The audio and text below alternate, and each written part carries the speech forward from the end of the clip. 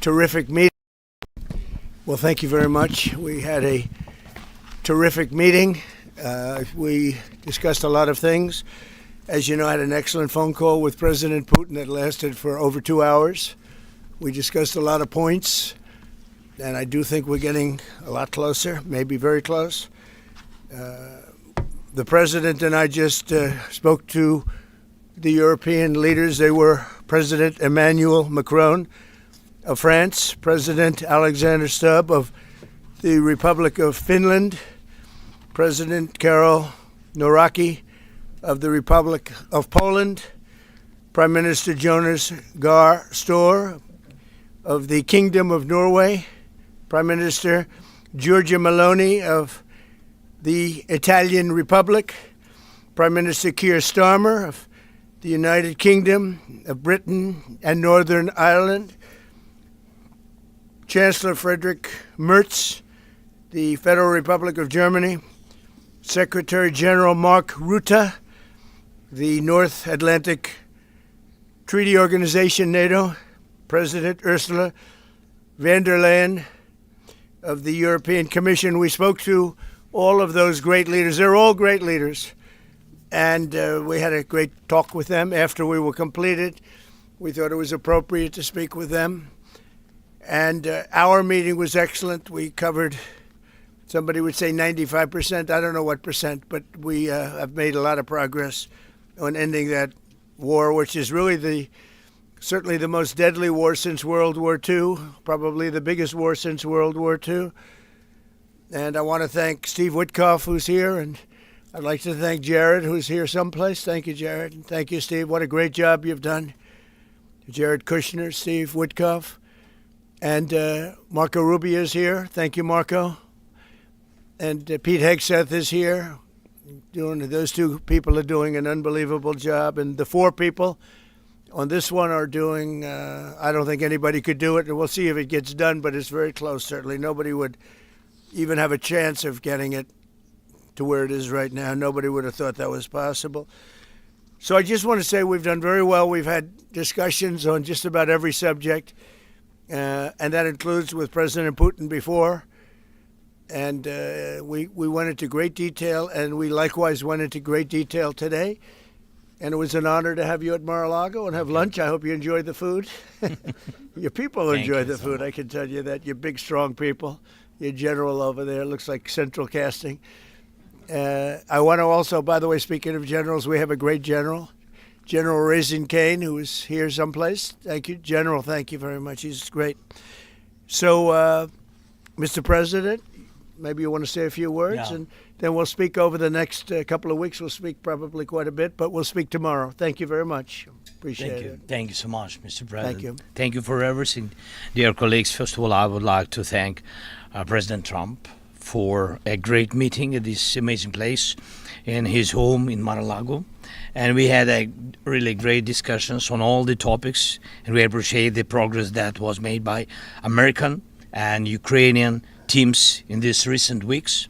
Special thanks to Steve Witkoff and Jared Kushner, and thank you to for their engagement and full commitment, and also to our team, and first of all to Rustem Umerov and General Gnatov, and to all our teams. And we discussed all the aspects of the peace framework, which includes, and we have a great achievements, 20-point peace plan, 90% agreed, and U.S.-Ukraine security guarantees 100% agreed. U.S.-Europe-Ukraine security guarantees almost agreed. Military dimension 100% agreed. Prosperity plan being finalized, and we also discussed the sequencing of the following actions. And we agree that security guarantees is a key milestone in achieving lasting peace, and our teams will continue working on all aspects. We also had a joint productive call with European leaders, like President Trump said already, and a lot of leaders, including NATO and EU. And we agreed that our teams will meet in upcoming weeks to finalize all discussed matters. And we agreed with President Trump that he will host us, and maybe in Washington, European leaders and Ukrainian delegation, yes, in January. And Ukraine is ready for peace. And once again, would like to thank President Trump for a warm welcome and substantial discussion. Thank you, Mr. Thank you President. very much. Thank you so much, Mr. President. Any questions, please? With the first visions from President Zelensky, 90% and 100%, the U.S. Ukraine security guarantees, what number are we at right now? Well, I think look, you can say 95%, but I don't like to say percentages. I just think we're doing very well. We could be very close. There are one or two very thorny issues, very tough issues, but I think we're doing very well. We made a lot of progress today, but really we've made it over the last month. This is not a one-day process deal. This is very complicated stuff, but I think when the president says 95, I think, could be close to 95%. Yeah, please, in behind you. Mr. President, have you agreed on the so-called free trade zone on Donbass? How to separate the sites? How to make the separation line? Who will be responsible? The word agreed is too strong. I would say not agreed, but we're getting closer to an agreement on that, and that's a big issue. Certainly, that's one of the big issues, and I think we're closer than we were. Probably it's unresolved, but it's getting a lot closer. That's a very tough issue, but one that I think will get resolved. Yeah, please. We are receiving some mixed signals coming from Moscow, even after this talk with President Putin. Can you assure us that you have received written or any formal response from them? Well, what was the issue? You have to tell me. What did they say? So they are telling that Ukraine has to give up Donbass. Just very recent statement. Well, that's what they've been asking for, and there's a dispute about that. So they're going to have to iron that out. That's an issue they have to iron out. But I think it's moving in the right direction. You can reject or delay the solution of peace agreement you try to achieve. If something doesn't happen, you mean if something doesn't happen? Yeah, go ahead. May I ask No, go ahead. You were going to finish your question. Well, we'll see. Look, we'll see. But I don't want to talk about that because I think we're getting pretty close. Yes, please. may I ask the President of Ukraine Please. yes, about territorial question. Mr. President, what is your take on Donbass status? Are you prepared to see it as a free economic or demilitarized zone? No, we spoke about 20 points plan, and I'm happy that really our teams very close to results, and I agree with President Trump that our teams work not one day and not one week, more than 1 month, beginning from Geneva, then 2 meetings in Miami, then we had Berlin, and now we have Mar-a-Lago. So this is a very difficult question. You know our position, so it's this we have to respect our law and our people, and we respect the territory which we control. And of course, our attitude is very clear. That's why President Trump said this is a very tough question, and of course we have with Russians different positions on it. And have you discussed referendum about... No, when we speak about referendum, we spoke that it's one of the key. We can have referendum on any kind of points of this plan. I said that we can use referendum like for the plan, or we cannot use referendum. It's one of the key. We can use, this possibility of parliament to vote according to the law or to have referendum. It doesn't matter. This referendum, if the plan will be very difficult for our society, very difficult, of course our society has to choose and has to vote, because it's their land, the land not of one person, it's the land of our nation for a lot of generations. They'll probably have to get their plan approved by Parliament or by referendum of the people. You would think that they want, I know they had a poll that it's 91% in favor of ending this war, so they want to end it like everybody wants. Russia wants it ended, everybody wants it ended, and we want it ended. I want it ended because I don't want to see so many people dying. We're losing massive numbers of people, the biggest by far since World War II. So we want to see it ended, absolutely. President Yes. Trump, you said at the top that you plan to speak again tomorrow. Is that correct? I might. It depends on what happens tomorrow. If there's an additional something to add, otherwise there's no reason to. We're in the process. Jared and Steve are working very hard to get something done, and if there's something that comes up, I'd speak, but otherwise I don't think there's any reason to. In your mind, sir, what are the thorniest issues still unresolved after the death? Well, I think the land you're talking about, some of that land has been taken. Some of that land is maybe up for grabs, but it may be taken over the next period of a number of months, and you're better off making a deal now. Look, let me tell you, they have been very brave. They fought very hard and continue to fight very hard and do tremendous damage. But Russia would like to see it end, and Ukraine would like to see it. And I think it's time to end.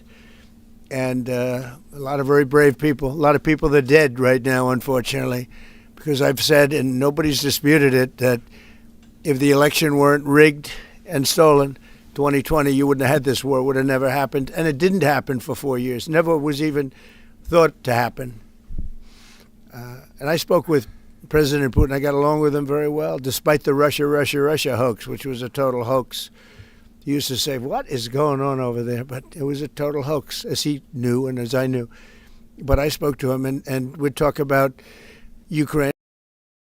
It was the apple of his eye, but he wasn't going to do anything about it. He didn't do anything about it until I was gone, and then a lot of really bad statements were made by people, by a lot of people, I guess, but by a certain president that we had who was a disaster. Yes? Do you anticipate going to Ukraine if you can get to an agreement? And I know I'd have you no said problem earlier- with doing it. I have no problem with doing it. Don't anticipate it. Would like to get the deal done and not necessarily have to go. I've offered to go and speak to their parliament. And, if that would help, I don't know if that would help. I think it would probably help, but I don't even know if that's... You're welcome. Yeah, no, I know. Always. So I'm not sure that it would be really necessary, but if it would help save 25,000 lives a month or whatever it may be, I would certainly be willing to do that. Yeah, please. No, behind you. Where are you from? From Ukraine. Good, I had a feeling. Good. How about Zaporizhzhia nuclear plant? Have you started this question? On what? Zaporizhzhia nuclear plant. Yeah, we discussed that at length today. As you know, it's in pretty good shape. It can start up immediately, almost immediately. And it's one of the things I discussed with President Putin. And they were talking about the nuclear plant that's probably the biggest in the world, just about the biggest anywhere in the world. Can you believe that? And President Putin's actually working with Ukraine on getting it open. He's been very good in that sense. He wants to see that open. And he hasn't hit it with missiles, hasn't hit it with anything. It's a big danger to do that for everybody. But they're working together to try and get it. It can open very quickly. It's in pretty good shape. And the people there have been there for years. The people there running it. They have 5,000 people in that plant. Can you believe it? I learned that today. 5,000 people. It's the biggest plant of its kind in the world. And they're working together to get it open. They could maybe get it open quickly. That's a big step when he's not bombing that plant. It's a big step. You in the readout from Moscow, they talked about the creation of some working groups. Yes. That would be set. Can you tell us about what those working groups Sure. would entail? And also, if you wouldn't mind, what is the message that you will give to Putin when you speak to him after your meeting? So the working group is going to be composed of Steve Witkoff, Jared Kushner, General Raisin Kane, Marco Rubio, and a few other people that we're going to be putting onto it. I think Pete Hegseth should be in that working group. He knows the territory very well. He's been fantastic at what he's doing. And they may add one or two people. And likewise, Ukraine's going to have some very good people that were at lunch today that enjoyed the lunch today a lot, more than they thought, right? But do you want to say who may be on your working group? Yeah, we now, as I said, that we work with Steve and Jared. We worked our Rustem Umerov and also Deputy Minister Gislitz and also General Ignatov, and they will continue work in this group. And of course, if we will go further, and I hope that really we will have decisions in January, as I said, about all these documents, 6 documents, and of course, we will continue work on this, so they know what to do. Yes. And that working group, by the way, importantly, will also then be working with Russia, okay? Because to work with ourselves doesn't really solve much of a problem. So they'll be working with Russia. Yeah, please. This morning you weren't a deadline guy. How long do you think it'll take to get this last little bit, as you say, finished? What are we talking So about? if it went really well, maybe a few weeks. And if it went poorly, longer. And if it went really poorly, it's not going to happen. That would be a shame. there's that chance also. It's possible it doesn't happen. But, in a few weeks we will know one way or the other, I think. But if it went really well, but it could also go poorly. I mean, we could have something where one item that you're not thinking about as a big item breaks it up. Look, it's been a very difficult negotiation, very detailed. It's funny, I settled 8 wars. Some were going on for 35 years, and we got them settled in a couple of days. Some of them, one was going on for 37 years. I settled it in 1 day. But this is a very complex one.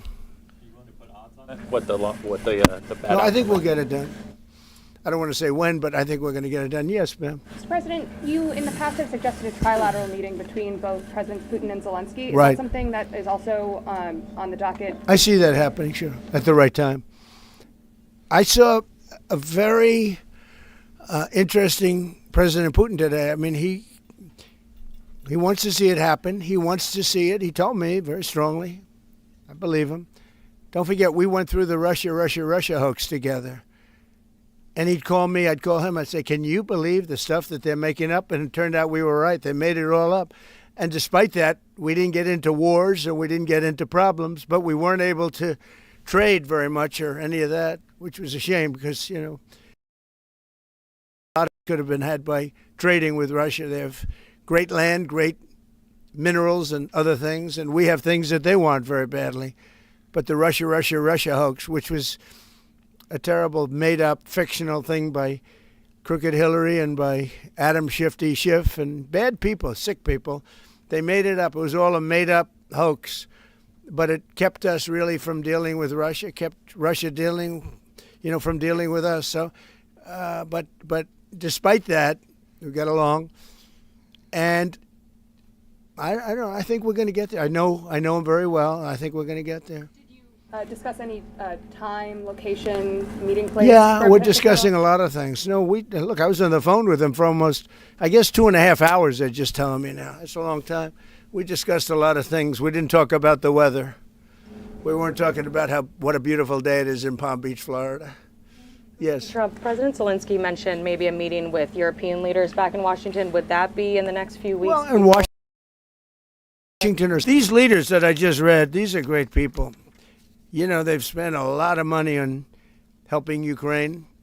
And look, they're doing it for themselves also because Ukraine's a very important country for them in particular. For us, it's very important. To me, it's the lives. We're thousands and thousands of miles. We're protected by a thing called the Atlantic Ocean and lots of other places, to be honest. And they're not. They're right there.